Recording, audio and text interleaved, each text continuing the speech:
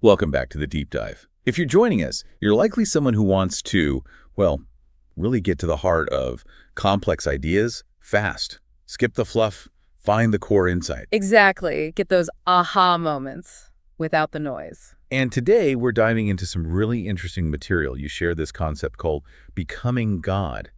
It's framed as a technology to effortlessly create the life you were born to live. That's the hook, yeah. It's quite a statement. It is. So our mission here is simple. Yeah. Unpack what that means within the context of these texts. How is it presented as this kind of inner system for effortless creation? Right. We want to trace the narrative they build, look at the core principles, they call them spiritual laws, and see how that connects to this idea of becoming essentially a conscious creator, hitting those insights you're after. Okay, perfect. Let's jump in. The texts kick off by describing a feeling I think is pretty relatable for a lot of people. This sense of striving, working hard, maybe seeking more, but still feeling like something's missing. That constant effort, but maybe not the results you expect. Yeah, and it mentions a divine spark, even a divine memory. Why start there? What's the importance of that feeling? Well, I think it immediately grounds the whole concept in a shared human experience, That feeling of, there must be more than just this struggle. The divine spark idea, it suggests an inherent potential. Like something inside us already knows a different way. Exactly. That divine memory hints at a forgotten capability, a more natural way to live and create. It's the starting point, the whisper, that this becoming God movement seems designed to amplify. And this movement, it has a really clear mantra. Awaken, align, create. It explicitly contrasts this with, the hustle culture we see everywhere. Oh, absolutely. It paints this picture of chosen creators who manifest things with grace, not grind. It's a deliberate counter-narrative. Grace, not grind. Yeah. That definitely catches your attention. Yeah. So awaken, align, create. Break that down a bit.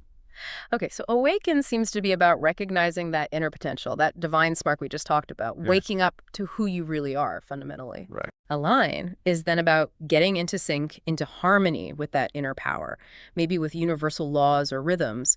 It's less about pushing and more about flowing. And create follows naturally from that. That's the idea. If you're awake and aligned, creation isn't this forced effort anymore. It becomes, almost effortless. The natural outcome. The mission, as they stated, is to unlock this divine technology, that word again, so the listener can reclaim their identity. An identity as a creator made in the image of the infinite. Powerful language. It is. It emphasizes inherent divine power, infinite worth, and this idea of a birthright to live in joy. That's quite a perspective shift from how we might normally see ourselves. It's a very bold claim about our fundamental nature, isn't it? Yeah. But framing it as a reclamation is key, I think. It suggests these aren't things you earn. So they're already there, just need uncovering. Precisely. It shifts the focus away from external seeking, trying to get validation or power from outside, and turns it inward, recognizing that's supposedly already part of you. And it draws these contrasts. Alignment over hustle, magnetization over chasing, remembering over wishing. How might someone listening see those differences play out day to day? What's the practical feel? That's a great point to ponder. Think about hustle or chasing. They often feel effortful, right? Like you're lacking something and need to pursue it relentlessly. It can feel draining. Yeah, definitely. Alignment and magnetization, though, they suggest an internal state, like tuning yourself to a certain frequency, and then what you desire is drawn to you rather than you chasing it. Less force, more flow. And remembering over wishing. That taps back into that divine memory idea. It implies acting from a place of knowing your potential, your inherent connection, rather than just passively hoping things will change. It's more active, in a sense, but internally focused. The material also mentions the community aspect, studying spiritual laws, doing identity rituals, sharing stories. Why bring community into this personal awakening process? Well, making these kinds of shifts in perspective can be challenging, right? A community provides support. Shared exploration of these spiritual laws can deepen understanding. Like a sounding board. Exactly. And those identity rituals, things like I am activations they mention, are likely about reinforcing this new self-concept. Hearing other people's stories, their testimonies, can make the principles feel more real, more attainable. It builds collective belief. Okay. Now, the texts define the Becoming God brand essence, and they're super clear. This is a revelation, not a religion. Why make that distinction so explicit, do you think? That feels very intentional. By calling it a revelation, it positions it as a personal discovery, an inner knowing, rather than an external system of belief you have to adopt. So it sidesteps potential baggage with organized religion. I think so. It frames it as a direct experience of your own divinity, supposedly accessible to anyone, regardless of background. Less dogma, more direct realization. The core idea seems to boil down to this. Awaken potential, reclaim identity, align with it, and then create effortlessly because you are already divine. Does that feel radical to you? How does that land? Oh, it's definitely radical compared to, say, mainstream narratives about human limitation or separation from the divine. It puts the power, the divinity, squarely within the individual. With the effortless alignment part. That's the challenging piece, perhaps. The idea that creation can flow naturally when you operate from this state of inherent divinity. It goes against the grain of no pain, no gain. Then they outline the brand DNA. Mission. Activate the divine creator within. Vision. A world of awakened creators. Values like divine identity, effortless manifestation, truth over tradition. How do these pieces fit together? They create a coherent framework, don't they? The mission is the what, activating inner divinity. The vision is the why or the what for, the bigger picture impact. The values are the how. Sort of, yeah. They're the guiding principles. Divine identity reinforces the core belief. Effortless manifestation emphasizes the intended outcome and method. Truth over tradition doubles down on that personal revelation idea we just discussed, prioritizing lived experience over dogma. Got it. The brand story mentions a rising generation of souls. Tired of striving, ready to remember, it calls becoming God a response to a divine call. Does that narrative resonate, that feeling of seeking a different way? I think for many people, yes. The language of a rising generation creates a sense of shared purpose, of not being alone in that feeling of dissatisfaction with the status quo. And framing it as a divine call. That adds weight, doesn't it? It suggests it's not just a self-help trend, but something deeper, a kind of spiritual imperative or awakening that's happening collectively. And the absolute core message seems packed into this sentence. You don't work for what you are, you become who you already are. Wow. What does that evoke for you? It's potent. It really dismantles that whole paradigm of earning your worth, striving to become something good enough. Instead, it points towards uncovering, unfolding. Like shedding layers to get back to an original state. Exactly. It suggests the work isn't about building something new, but remembering and embodying something essential that's already present, a fundamental shift in approach. Okay, so let's trace the actual narrative of becoming God they present.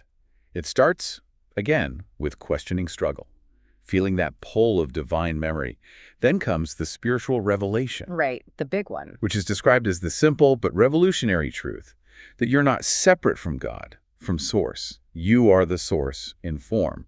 That seems like the absolute bedrock. It has to be, doesn't it? If you truly deeply accept that idea of non-separation, that you're an expression of the divine, everything else potentially changes. Your sense of limitation, your sense of power. It moves you from feeling small and separate to, well, connected and inherently capable. That's the implication, yes. Connected to infinite potential because you are it, in essence. And out of this revelation comes the inner technology, based on 3 sacred laws. The law of infinite power, the law of oneness, the law of birthright. Let's unpack these for the listener. Law 1, infinite power, all power is within. Practical takeaway. Practically, it means stop looking outside yourself for power or solutions, primarily. The source of change, the ability to create, resides in your consciousness, your beliefs, your inner state. So facing a challenge, the first step is internal. According to this, yes. Look at your perspective, your energy, your inner resources before focusing solely on manipulating the external. It suggests you have more internal leverage than you might think. Okay, law 2.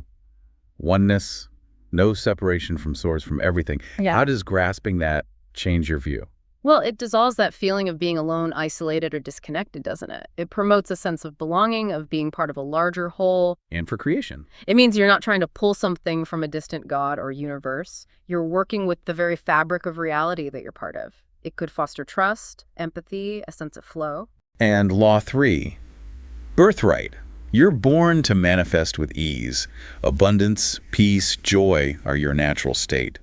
This one really flies in the face of common thinking. It absolutely does. It challenges the whole life is struggle narrative. Yeah. It suggests ease and flow are the default, and struggle comes from being out of alignment with that birthright. So resistance isn't natural, it's learned or adopted. That seems to be the implication. Recognizing this birthright could free you from feeling like you have to constantly push, allowing for more receptivity, more trust. The texts say becoming God teaches you to activate this inner technology.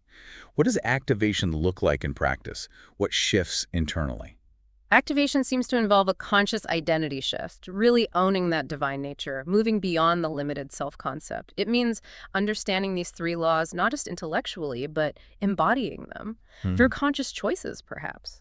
Choosing thoughts aligned with abundance, cultivating feelings of connection, acting from a place of inner power, letting go of limiting beliefs that contradict these laws. It's an ongoing practice of alignment. And the result, they claim, is this new reality.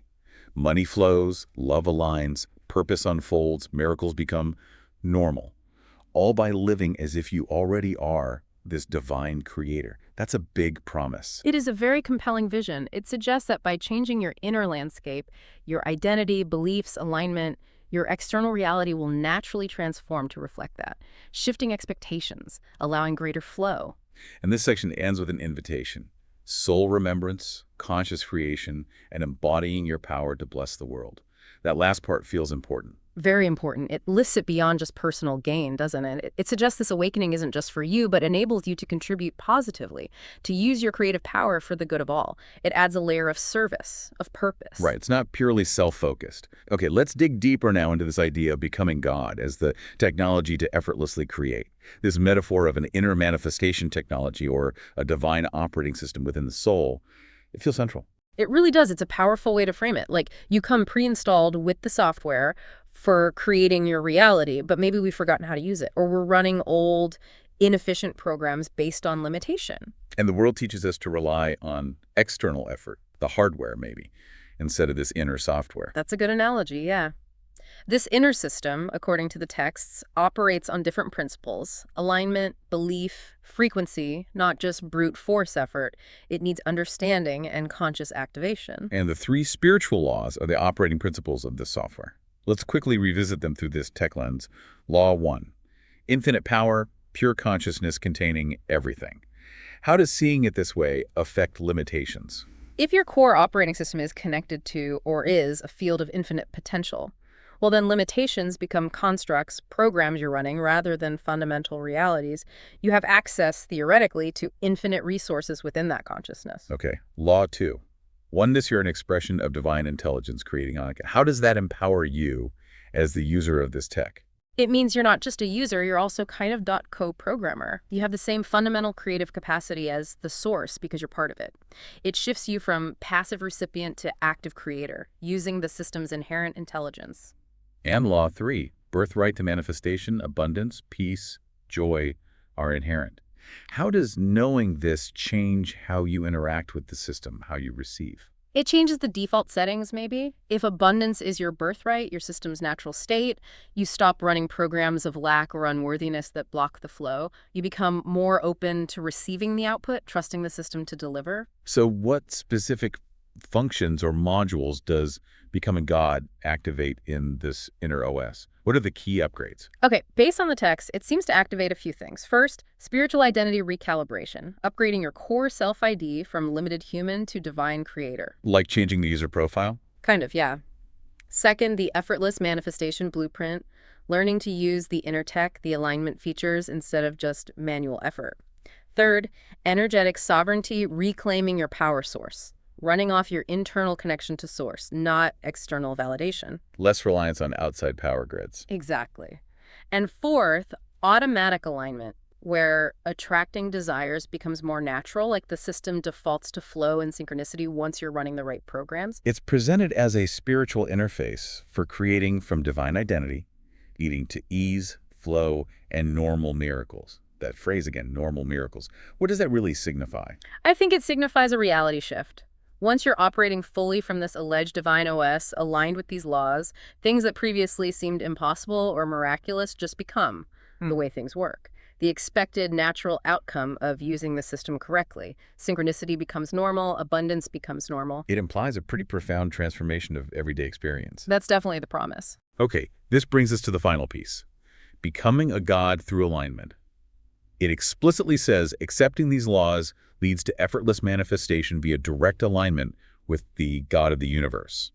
But it clarifies, and this seems crucial, it's not about becoming the God, but a God within the all. Can you unpack that distinction? Yes, that distinction is absolutely vital. It avoids sounding like a claim to be the ultimate singular deity. Instead, it frames it as recognizing the spark of the divine within you. So like a fractal, part of the whole, containing the essence of the whole. That's a great way to put it. You're an individual expression, a unique facet of the one divine source. Becoming a God within the all means embodying your inherent creative power, your piece of the divine, while remaining interconnected with everything else. Realizing your power without ego inflation within the context of oneness. Okay, that makes sense. So with that understanding, let's look at the 3 laws one last time, specifically through the lens of alignment empowering you. Law 1, infinite power within. How does aligning with that empower you? Aligning here means you consciously stop outsourcing your power. You know the source is internal.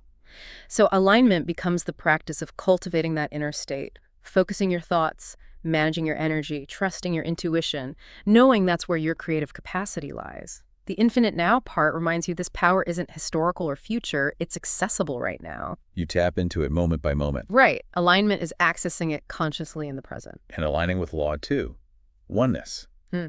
How does recognizing interconnectedness strengthen that divine connection? When you actively align with oneness, you feel that connection. It's not just an idea. This shifts your energy, your frequency to resonate more closely with source, with the flow of life. You trust more because you feel a part of it all. Less resistance. Exactly. Alignment is reducing resistance by embodying that feeling of connection. Things can then flow more easily to you and through you. Okay. And finally, aligning with law 3, birthright abundance, peace, joy. How does accepting this empower you as a creator? Aligning with your birthright means you drop the fight. You stop believing you have to struggle or prove yourself worthy. You align with the energy of receiving. You allow it in. Yes. You accept abundance, peace, joy as your natural state. This dissolves blocks the guilt, the unworthiness, and opens you up. Alignment here is becoming receptive, trusting that good is inherently yours. It makes you an open channel for creation. The text then mentioned 4 key aspects that enable manifestation through this alignment. Spiritual identity, I am. Energetic alignment, feeling it done. Divine command, speaking as creator. Yeah. And sacred receiving, allowing. How can someone listening actively use these 4? Okay, so actively using them looks like this. Spiritual identity is consciously reinforcing your divine nature with I am statements, I am abundant, I am creative. It's programming the identity. Energetic alignment is about feeling the feeling of the wish fulfilled. If you desire joy, cultivate joy now. Feel the gratitude for it as if it's already here. Match the frequency. Get into that state. Precisely. Divine command is using your words with intention. Speaking your desires clearly, decisively, like a creator decreeing reality, not just wishing. Powerful. And sacred receiving is the crucial allowing part. Letting go of the how, releasing doubt, trusting the process, and being open to receive in unexpected ways without resistance. It's a holistic practice, mind, emotion, words, and allowing. So wrapping it all together, the ultimate insight here seems to be, it's not about doing more or manipulating the outside world. Not primarily, no. It's about remembering, Yeah. embodying who you fundamentally are. And the effortless creation flows from that alignment with your true nature, with these laws, with the divine. That's the core message, yes. It's a profound shift from external effort to internal alignment. Remembering the divine you already are unlocks the technology, the effortless flow. It's about being, first and foremost. Okay. So as we wrap up this deep dive, we've really journeyed through this pretty unique concept of becoming God as a technology for effortless creation. We've looked at the story it tells, that awakening from struggle to divine identity. We've unpacked those 3 core spiritual laws, infinite power, oneness, birthright as its foundation. And landed on this idea that alignment with those laws, with your true self, is the key to creating with, well, more ease and flow. And I think the key takeaway, the core insight for everyone listening, is this really empowering idea. According to this material, you already possess this technology. It's inherent. So becoming God, in this context, isn't some far-off goal, but more like remembering how to use what you already have, aligning with the creator you fundamentally are. Exactly. It's presented as a process of remembrance and alignment, available now. Which leads us to a final thought, something to maybe sit with after this dive. What might actually fundamentally shift in your day-to-day life, in your experience, if you truly embrace, not just intellectually, but really felt the idea that you are already a powerful creator. Yeah, and that your natural state isn't struggle, but actually one of effortless flow and abundance. It's definitely an invitation, isn't it, to explore that potential within yourself. How might focusing on conscious alignment, rather than just constant effort, open up different possibilities in your own life? What could you create? What could you experience if you operated from that deep belief in your inherent power and connection? Something to ponder. A powerful question indeed. This has been fascinating. We hope this exploration offers some valuable perspectives. Thanks for taking this deep dive with us.